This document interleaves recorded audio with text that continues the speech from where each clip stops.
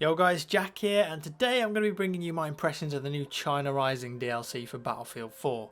So a couple of weeks back I was invited to play China Rising at EA and record everything that went on there, and this is the footage that you're going to see today. This is the Xbox One version, and there was roughly about 32 players at the event. We played various game modes on all the new maps, so we could get a good idea of what the DLC has to offer. For this video I thought I'd just go through each of the maps with some of the most exciting gameplay I recorded and just let you know what sort of experience you're going to have on each of them. Kicking things off, we're looking at Altai Range, seeing as this is the only map we played that had the bomber on at the event, and I'm sure that's what you all want to know about. So this is a huge conquest map, plenty of vehicles. You've got the classical loadout, one attack heli, one transport, two jets, etc. We also get bikes again, making a return from endgame. Pretty cool, and I'm sure we're going to see these in all of the expansions from now on. As you can see, this is a pretty nice looking map, very reminiscent of Albor's Mountains, as it's surrounded by these big snow-capped peaks. Sort of gets me in the mood for Christmas. And then I realised that Santa isn't real and he killed all my dreams. Scumbag. The map itself is pretty symmetrical actually. If you look at the general layout, there's going to be a lot of fighting over the central sea point, the weather station as it's called, and that's also where you get access to the bomber. If you cap that point every so often, you can enter the command station or whatever it is and be a gunner in the bomber that flies in a straight line from point A to point B over the map.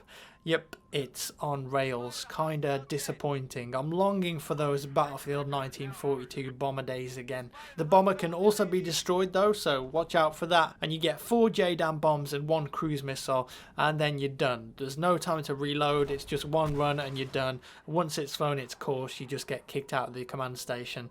Kind of underwhelming and disappointing to me.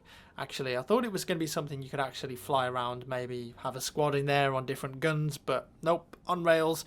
There was a DICE guy at the event who I interviewed, which I'm going to be posting up as well, and I asked him, did they toy with the idea of having it player driven? And he said yes, they did, they tested it, but it just didn't really make sense in the end, so there you go. I think Altai Range is going to be an okay conquest map for the players that love vehicles because of how spread out the points are. Like, there's not much cover in between the flags, so infantry will want to stick around the sea point and just fight over the weather station if they don't want to get repeato killed. That's a new phrase I've just come up with, feel free to use that. Also, the TDM version of this map was pretty good. Had a lot of fun there, definitely. Next up, Jurassic Park. It's neither of those guys. It's actually called Guilin Peaks. Now, this map is awesome. Seriously, I'm not messing around here. We probably played this map the most at the event, and it's really good. It's going to be a bit of a fan favourite, I feel. First off, it looks amazing. As you can see, you've got cave systems, rivers, vegetation covered boob mountains, plane crashes with weird little samurai models in them. These are sort of jotted around the level everywhere. I'm going to see what happens if you try and destroy all of these. Maybe there's some sort of Easter egg, I don't know. Don't know what that's about. There's also villages to fight over which can all be destroyed. It's very reminiscent of a Battlefield Vietnam map that I just can't remember the name of. There's just a whole load of good shit going down on this map, to be honest. It's really fun just blasting around on the bikes or flying helicopters into the cave system. Obliteration was also a lot of fun on this one. Conquest as well, pretty incredible. Just a great overall Battlefield map. You'll love this one, trust me. I'm going to be playing the shit out of this one on PC. Awesome level, and probably the best that China Rising has to offer. Bam! Next, Silk Road, an online black market service. Oh, just a new BF4 map that kind of looks like Tatooine from Star Wars. It's just a big freaking desert, okay? Now, this map is split in half, sort of. The US team start out with a load of open space around them, and the Chinese team start with more rocky terrain, a bit more cover, and also a little military base, which is quite near to their deployment. Really good fun to fight inside that. I'll get onto that in a second. Bikes are very useful on this map, and there are a few big jumps scattered around. Absolutely nailed that one. There's also IEDs scattered around which you can blow up, and you might have noticed on the 3 maps that I've shown you so far, not really any big Levolution moments like there is on the vanilla BF4 maps. I think DICE have tried to stray away from that with this DLC and just focus on the design. This of course is made by DICE Stockholm, remember. The second Assault DLC is made by DICE LA, and I think they wanted those big Levolution features in the reimagination of the BF3 maps, but with the China Rising maps they've just really focused on the design. The domination and TDM versions of this map are really good. They take place in the military base, and call me crazy, but it feels like a Modern Warfare 2 map on these game modes. I don't mean that in a bad way either. I think there are some great small scale TDM COD maps, but Silk Road really gives me that feeling, and a lot of the other YouTubers at the event that don't play Battlefield that much, they're actually COD guys in fact, really enjoyed this one.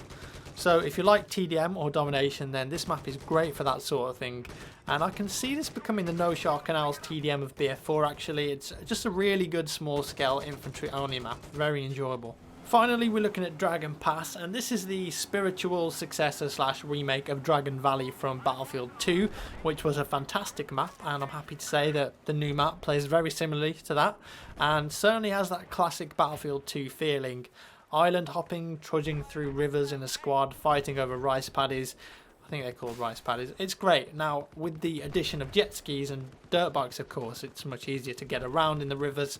Once again, on this map, there's lots of little villages to fight over that can all be destroyed. They don't really offer you very good cover, as they're primarily made out of wood, not very durable. Rush on this map was very good, actually. I don't think there's any standout rush maps in the vanilla BF4 map selection, so I'm pretty happy that this map played out well in that respect. Yeah, that's pretty much it. A quick gloss over the new maps and what you should expect to see. I think out of the 4 new maps, Altai Range is probably my least favourite. It just didn't really seem to have much going for it, but the other 3 were very good, particularly Guilin Peaks and Dragon Pass. I think there's a lot of fun to be had with this DLC. You know, we get 5 new weapons as well, of course, and 2 new gadgets to play with. The UCAV is going to be very fun. Like I said though, I am very disappointed that the bomber is on rails. I expected something a lot more spectacular than that, and I really think it's a missed opportunity, but nothing I can do about that. Also, I've heard that lots of players and servers are still crashing on these new maps even after the patch today, so hopefully DICE can get a hotfix out for that, because how can we enjoy the new maps if they just crash all the time? Now, of course, this is just very first impressions, and like I said, I only got to play this on Xbox One so far, and it's definitely going to take me a few rounds on PC to properly get a feel for how these maps work out with like 64 players, for example. I'll probably do an updated video in a week or so when we've discovered if there are any secrets, any big evolution moments there. I don't think there is, but we'll see. There might be some hidden stuff that we just don't know about yet. That's all, folks. Subscribe for more China Rising gameplay, leave a rating and a comment. See you in the next one.